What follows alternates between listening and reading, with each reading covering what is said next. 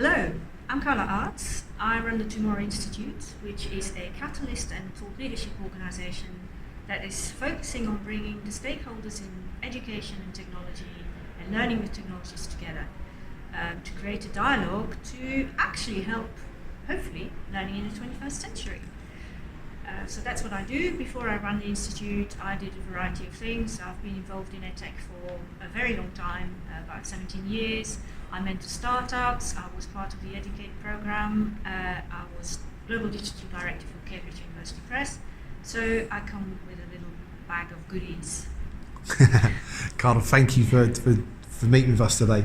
We want to talk about global education, the global economy, and the 21st century, and how we can adapt learning to meet those needs. Okay, so there's quite a lot in this question, and quite a lot is loaded in this question as well. So I'll try to kind of come up with a bit of a segmented answer, if I may. I think global education is a bit of a misnomer, because there's one thing about education that quite often in these conferences doesn't come to the fore, and it's about the fact that education is very, very contextualized. So there's no such thing as global education. There is such a thing as global education challenges. Even if they're different in different countries, we are living in a global world, and we are all facing certain challenges that we will have to resolve as a global bunch of people. Climate change is one of those challenges that will need all of us to really collaborate and work together and sort of create that global connection to solve that problem. But if you then take it back to the education systems, which is what drives education in most countries, this is you're dealing with a variety of layers and levels, from policy to institutions to kind of systems, and that kind of makes the global question a little bit harder, because obviously every country will have its own local education system or systems that can be ruled by either localities, national government, a mix of both, and then you also, in a lot of countries, have got independent private sectors who do their own kind of ruling. So it is very localized. So coming up with a kind of global answer is actually quite difficult to this question. And if there's one thing I would like to emphasize is that education is contextual. It's a local thing. It's also a very cultural thing, and we shouldn't kind of eradicate that from the discussion because we're sort of talking about technology that needs to scale. So that's one of the sort of misnomers I sort of want to kind of get out of the way.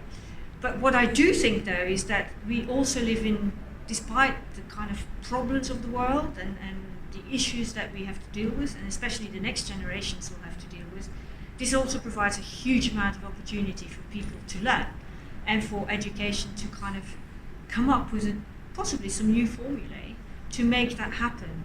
We can't just stick to learning the way I learned at school, which was academically pretty sound, but actually when I sort of deal with the workplace, I now learn in a completely different way. I learn every day. I constantly learn. My head sometimes explodes, but it is what I have to do to remain relevant. And that is what we will all have to do and continue to do, to kind of make this work.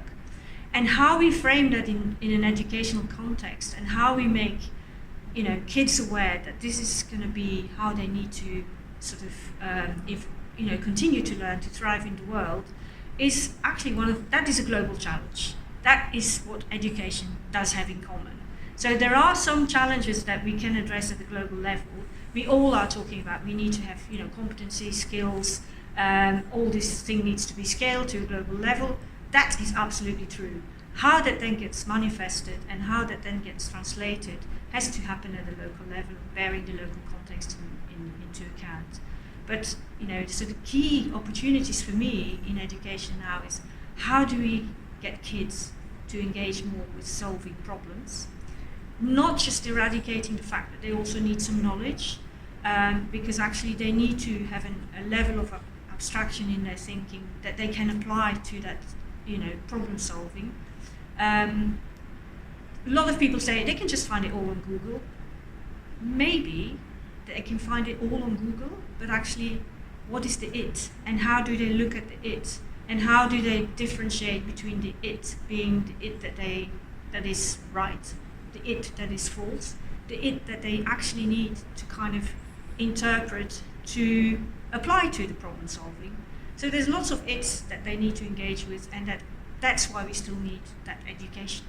And that's why we definitely need teachers. Some people now start calling them mentors, some people start calling them curators. But it's more than that, because we must not forget that education is a social and also a very emotional thing. If kids don't feel included, if learners don't feel included, they will not learn. If learners don't have the kind of motivation to learn, or to get better at their learning, or to understand their own learning, they will not learn.